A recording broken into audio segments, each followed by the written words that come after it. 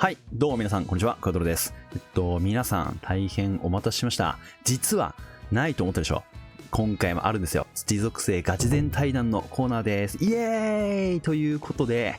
ちょっと、いつものガチ勢対談に比べて、ちょっと始めるのが遅くなっちゃって、大変申し訳ないんですが、とりあえず、いつもだったら、その土属性の武器の性能とか、玄関境に対してみたいなところを最初に対談していくんだけど、もうフォリア来ちゃってるからね。そう、みんなフォリアのことが知りたいだろうということで、土属性の今回は対談相手の人に来ていただいて、一緒にフォリアについて語っていこうという風な回ですね。はい。では本日のゲストとして、土属性をちょっと推してらっしゃるママージさんに来ていただきました。では本日はよろしくお願いします。よろしくお願いします。こんにちは、こんばんは。メイド系 VTuber ママージです。よろしくお願いします。はい。よろしくお願いします。よろしくお願いします。メイド系 VTuber だったんですね。一応メイドでやらせてもらってるんですけど。いよいよね、いよいよママージさんにコラボできるということで。すいません、よろしくお願いします。まあ今回は、ちょっとあれですね。フォリアですね。フォリアですね。そう、とにもかくにもフォリアですね、マジで。土属性の歴史に。そうなんですよ。土属性の環境を変えてくれるかもしれない子に。いや、でもなんか、どうですか、約定が来なかった怒りとかどうですかいや、てっきり約定が来るもんやと思ってたんで、まあね、ユーザーの皆さんもみんな構えてたとは思うんですけど、あ、約定来ないんやというのもありますし、まあ、フォリアの性能も相まって多分皆さんいっぱい悩まれてることかなと思うんですけど、確かに強いそのスペックが高そうなキャラではあるんだけど、まあ、実際にこのキャラ取るべきなのかっていうところで悩まれてる人かなりいると思うんで、まあじゃあ今回はね、そういうところについてちょっと話を一緒にしていきましょうか。はい、よろしくお願いします。いつもだったらその対談するときにその対談相手の人がどれだけ土属性を推してるのかっていうところになんか武器見せてもらったりいろいろするんですけど、それ次以降やるんで次以降やりますそうですね。それよりみんなね、キャラが気になってるんで。今回なんかちょっと順番がいろいろ前後しちゃってるんだけど、まあ、フォリアのこの回が終わった後にいつも通り今の玄関境の土属性の編成とか、あとはなんか召喚石とかキャラ何が欲しいのかとか、そういう話はしていこうと思うんで、まあ次回以降もお楽しみということで、じゃあ始めていきますか。はいはい。それではママージさん、フォリアのちょっと性能についてね、ちょっと一緒に見つつ、強い点弱い点みたいなところをちょっと聞かせてほしいなっていうふうに思うんですけど、これあれなんですよね、キャラ実装対談の時に、いつもこれ一番最初に聞いてるんですけど、結論土子戦場で必須だと思います？どう思ってますかね？強いキャラでももちろんあると思うんですけど、必須と言われるレベルまで高いかと言われるとちょっと微妙かなというふうに思ってはいます。なので他に優先して天井したいものとかがあったり、ね、後の水着に控えるってなると優先順位はだいぶ低めかなとは思ってます。おー、なるほど。でもそれなんとなくみんな感じてるところかもしれないですね。そうですね。じゃあちょっと実際にフォリアの性能のところ、ここちょっと見せてもらいますか。はい。まず1アビ、これめちゃくちゃ読みにくいですけど、エンバ表病の印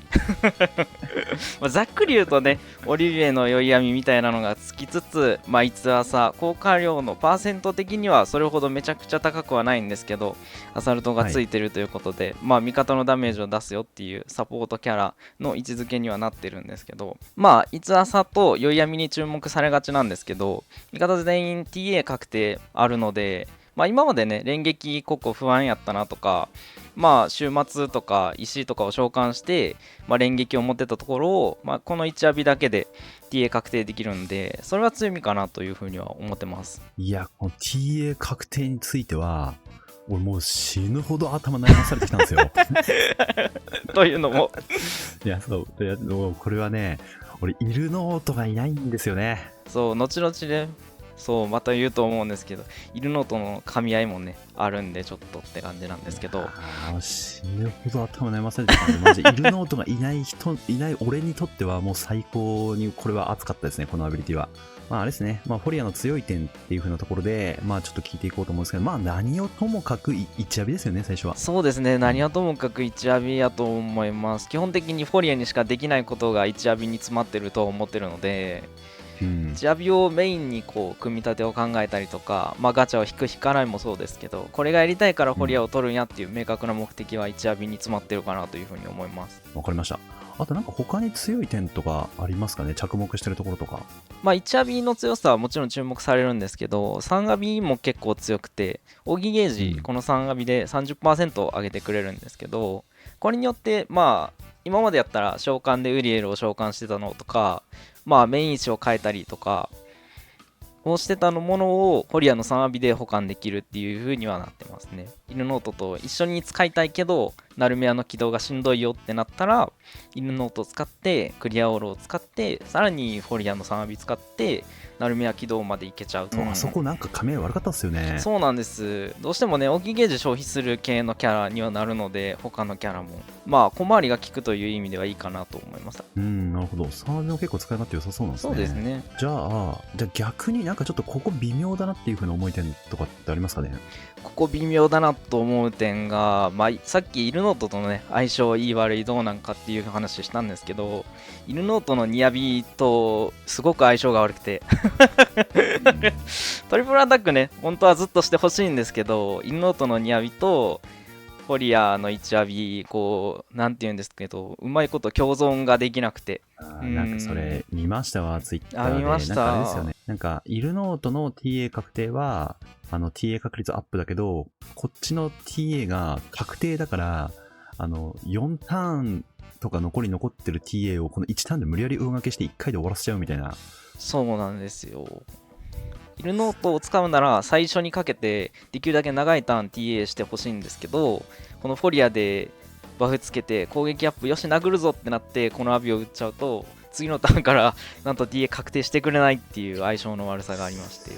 いやーそうなんですよね。そこ難しいですよね。1ターン目にねバーストしてダメージを出すぞっていう風にするなら、フォリアの1アビすごく優秀なんですけど、やっぱりね2ターン目とか3ターン目とか、キャラの立ち上がりもありますし、そういう意味で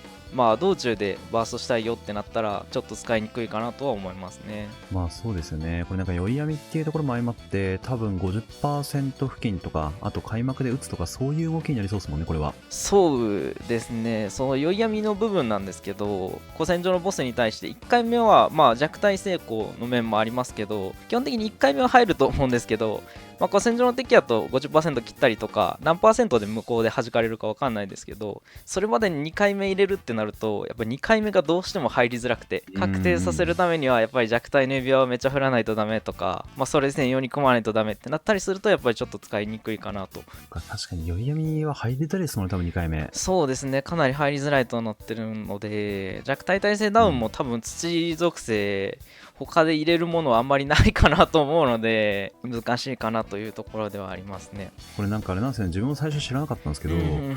この酔い闇効果が入らないとそもそもアサシンも起動できないみたいですよね。ちょっとこの読みづらい塩馬表用の効果なんかこの効果の敵に対してアサシン効果っぽくて、これだから2回目これ使ってもう1回アサシン決めようと思った時に、そもそも入らないとアサシン決められないっていう、かなり使いどころ難しいかなと。いやーなんかパッと見なんか最強アビリティに見えたんですけどね。かなりね、テキスト的にも強いこと書いてありますし、いいアビリティなんですけど、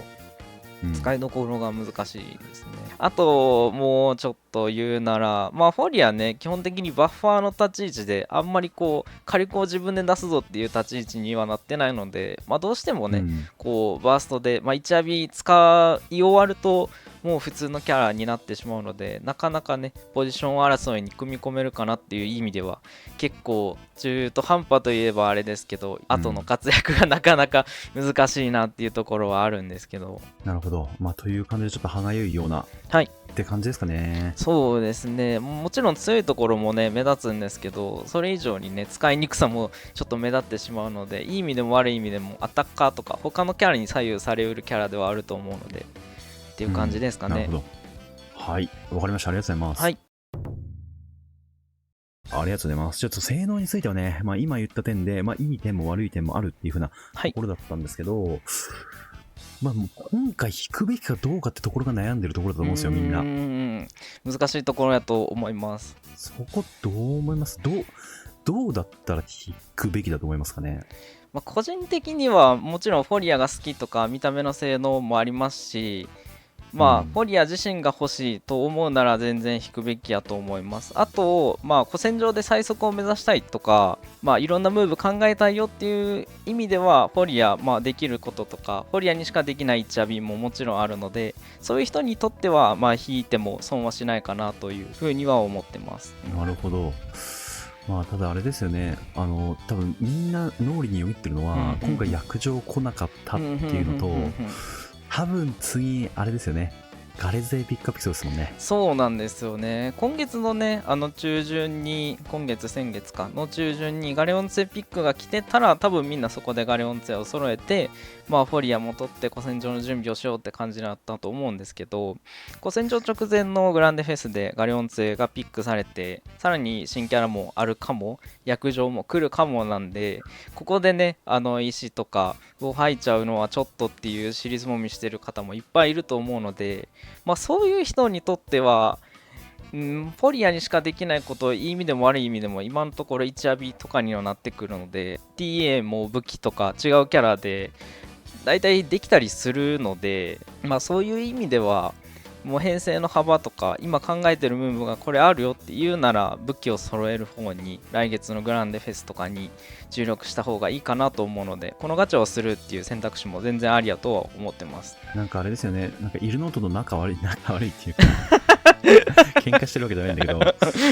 そこの噛み合わせが悪いっていうのがやっぱ一番ネックなのか。実際今土ってイルノートめちゃめちゃ中心的存在ですもんね。そうですね、特に古戦場で輝くキャラではありますし、そういう意味ではいるのと思ってはらへん人とか、他の古戦場で使いたいキャラ、水着浴衣とかがなくて、もう編成組むのに困ってるよ、でもここ天井にあるからフォリア取ったら全然違う動きできて速くなるかもっていう意味なら全然取るのはありやと思いますけど、基本的に今土でできる動きとか、土でできる石とかも持ってるし、武器もある程度揃ってるしとか、ガレオン杖欲しいだけなんだよねみたいな人は、まあ、無理して引く必要は全然ないかなとは思ってます。なるほど、分かりやすい。いや、ありがとうございます。はい。いやー、自分個人的には、はい、もうあれだったんですね。いるノート持ってないんで、フォリア引いてなんかいろいろ試したんですけど、いるノートいない人目線で言うとすげえできること広がりましたね、正直。取ったらやっぱりでもやれること増えるんで楽しいとは思います。そうですね。ありがとうございます。はい。はい、それでは、今ちょうどね、そのフォリアを使ってできることが増えるかもみたいな話が出たと思うんで、じゃあ具体的にフォリアを使うとどういう風なムーブができるのかっていう風なところにちょっと切り込んでいきますか。今回のこのガチ勢対談っていうのは、古戦場を視野に入れてやっているので、今回じゃあちょっと試しに見せてもらおうと思ってるんですけど、肉集めと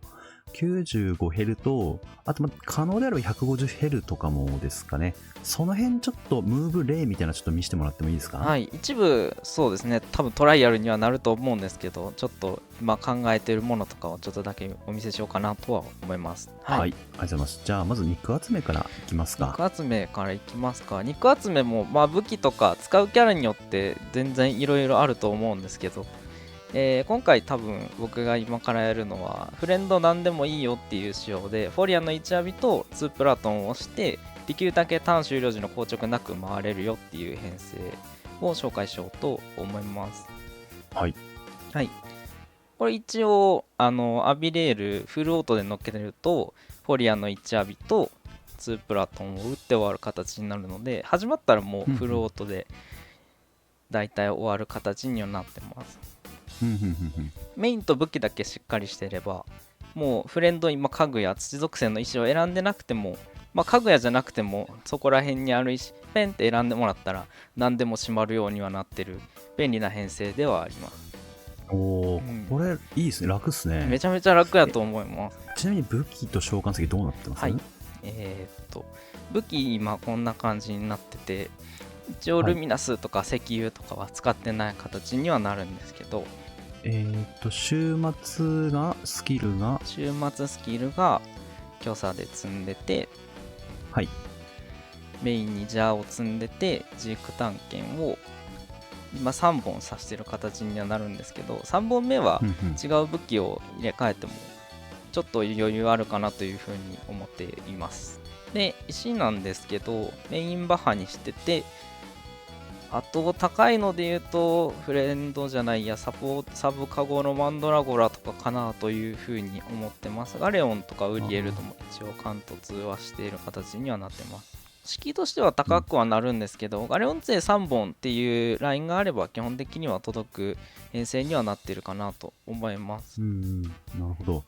ただこれやっぱあれですね、今までのその肉集めに比べて2400万円編成でめっちゃきつくなったじゃないですか。そうですね。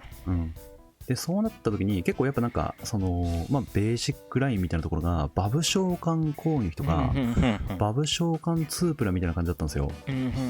そう。なので、それから見ると、そのバブ召喚って、そのリロードとかしないといけないですし、その最速で肉集めしたいみたいになった時に召喚ってやっぱリロードすると硬直踏んじゃうんで、そうですね。そういう意味ではこのリロード必要なく2プラで硬直もなくその締められる編成っていうのは結構やっぱあれですね、ルミナスとかなくてもできるっていうのは結構魅力かもしれないですね。そうですね。バブ召喚すごく便利ではあるんですけど、やっぱりねOD の演出踏んじゃったりとか、なかなかって思うので、クイック召喚ありますけどやっぱり押しにくさもありますし、入って振ろうとポンって押してて終わるなら、そっちの方がかなりね手作業的にも楽やと思うので、それ以上を目指す方であれば、もうちょっと詰めたら別の形もあるかもしれないですけど、フォリア使う形も全然早くていいかなとは思います。はい、それではじゃあ次に95ヘル見せてもらえますか。はい、ワムのソロで一旦試そうかなと思います。はい、よいしょ。フレンドティターンでいきます。はい。はい。で、これもうやること簡単なんですけど、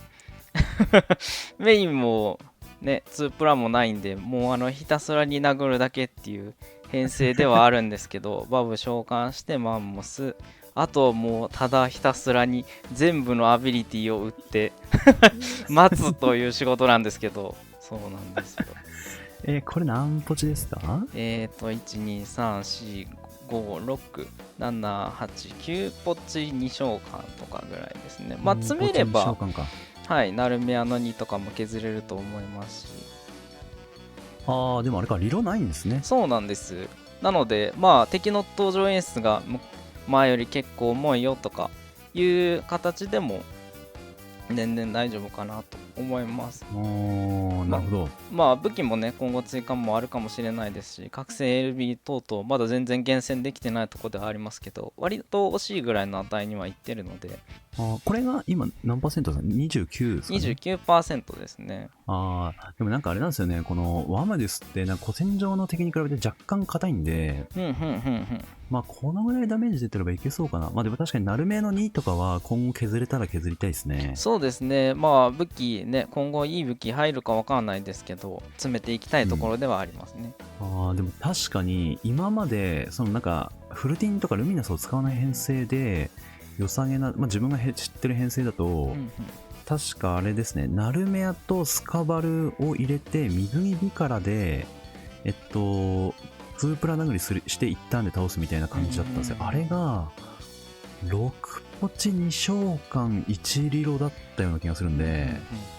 でもこれ確かにあれですね、ナルメアの2が削れたらなんかそれに近しいぐらいの純最速ぐらいは全然狙えるかもしれないですね。リロードの分もね省けると思いますし、武器もね実はそんなに高くなくて、ガレオン勢3本はねベースなんでちょっと高くはなってますけど、これ一振りグローリーでやってるので、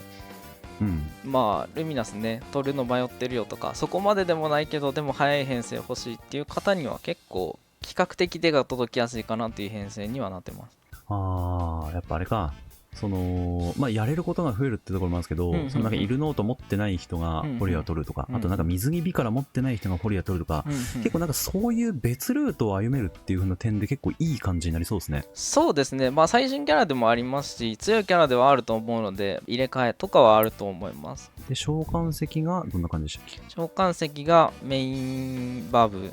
でマンモスを召喚する形になるので、サブにヤチマが入っててっていう感じにはなるんですけど。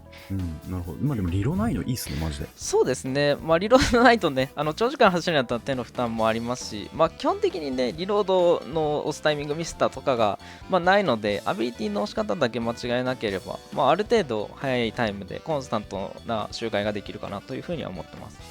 うん、なるほど。ありがとうございます。いや、これはでも楽そうですね。まあ確かに、フォリアを取って、ちょっとなんかムーブをいい感じに詰めるっていう風になったら、まあこんな感じの1ターンキルが狙えるっていうのは、でも確かに魅力っすね。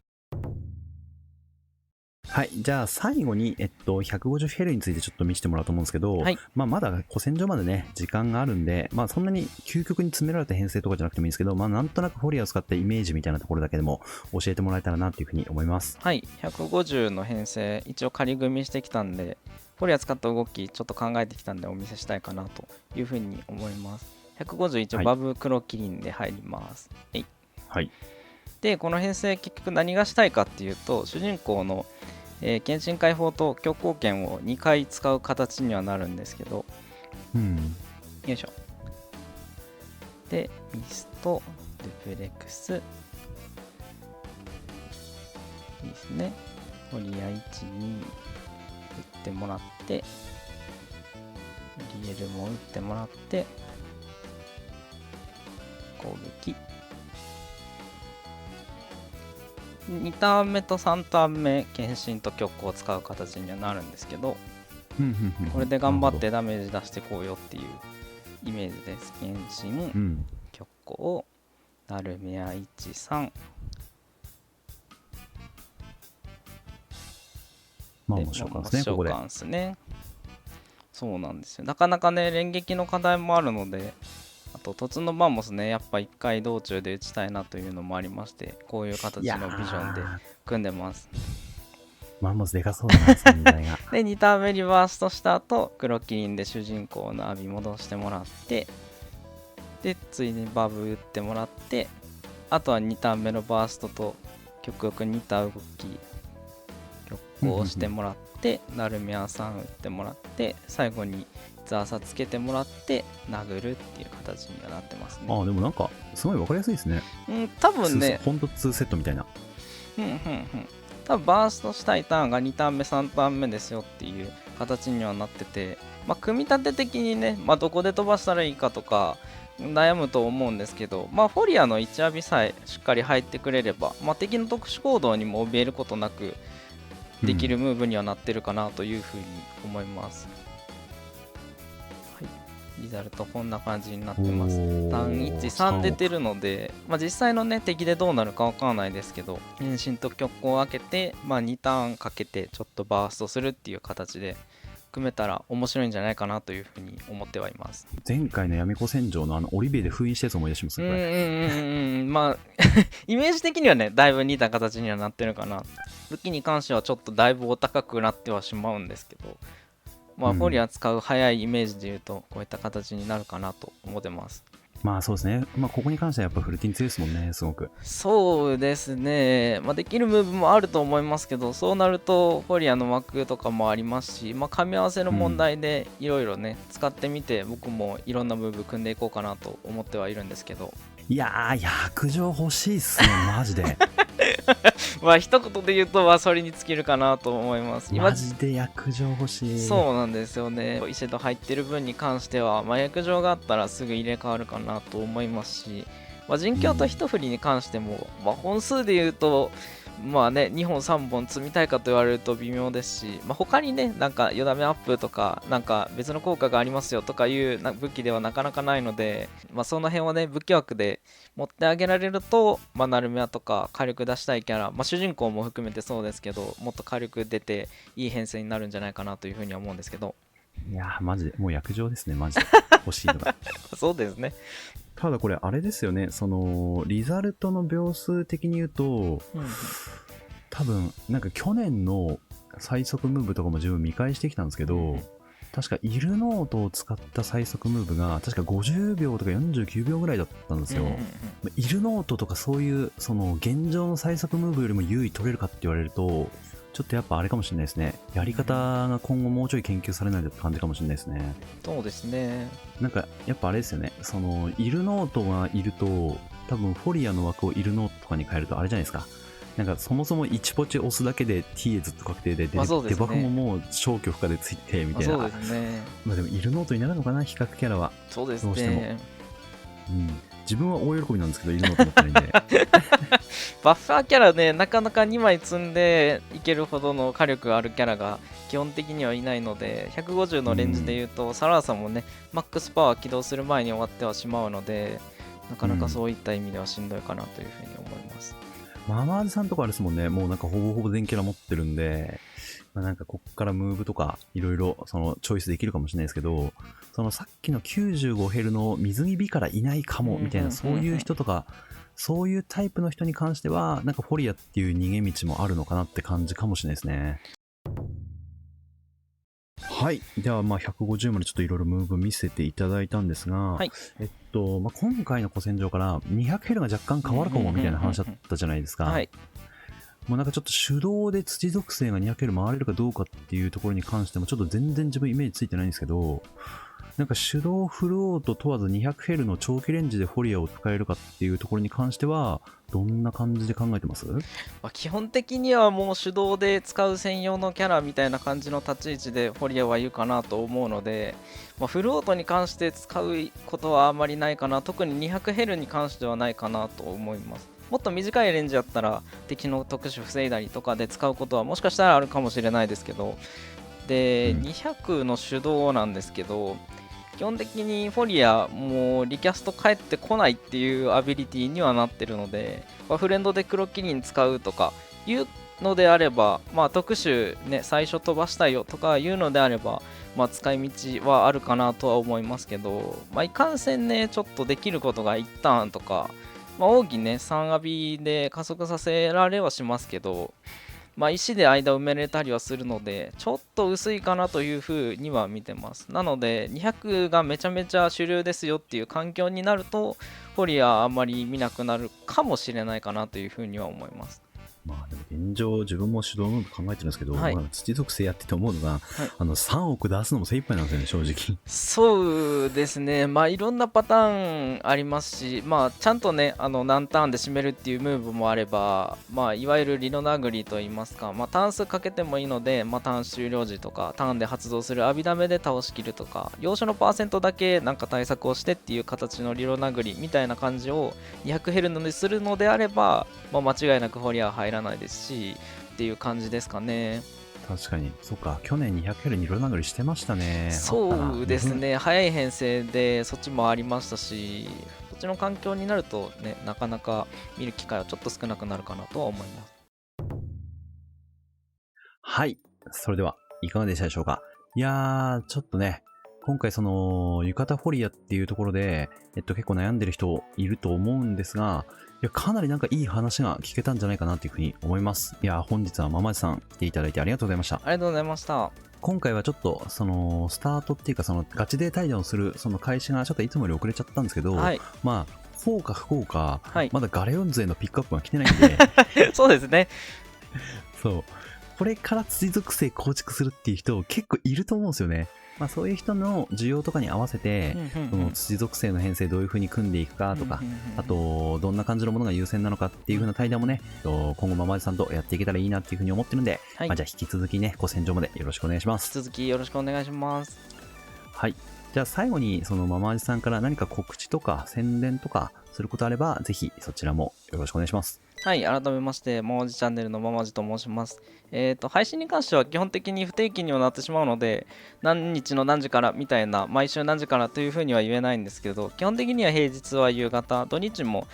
夕方メインで、夕方夜メインで配信してますので、もしよければ雑談も含め、高難易度も含め遊びに来てもらえたらなと思います。企画もね、いろんな配信者さんとか VTuber さんとか誘ってでっかい企画もたまに立てたりしてますし、ガチャ好きな方もガチャ配信もしてますし、見に来てもらえたら楽しめるんじゃないかなと思うので、ぜひよろしくお願いします。てかなんかすげえ思ったんですけど、ママジさんめっちゃ顔広くないですか？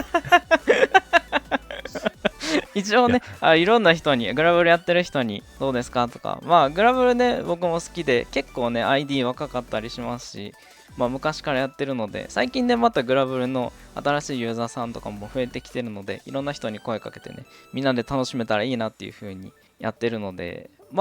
僕きっかけでいろんな人知れたらなとも思いますし、逆にね、クワトロさんきっかけで僕知ってもらった人もうめちゃめちゃいっぱいいると思うんで、ぜひ仲良くしてもらえたらなと思います。はい、そうですね。配信メインの方でやってるみたいなんで、ぜひね、配信やってるっていう風になったら、チャンネル登録してもらって、その配信やってる時にね、その遊びに行ってもらって、その土属性の話とか、そういうこととかね、もうなんか全然その意見交換とかしてもらえたら、自分としても嬉しいと思うんで、じゃあ皆さんよろしくお願いします。はい、よろしくお願いします。では、本日の対談はこんな感じにしていきますかね。今回の動画がもし面白かったとか、役に立ったっていう風に思った人は、ぜひ高評価とチャンネル登録、あとママージさんのところのチャンネルも概要欄にリンクを貼っているので、そちらもぜひチャンネル登録をよろしくお願いします。よろしくお願いします。では、本日の動画は以上です。次の動画でお会いしましょう。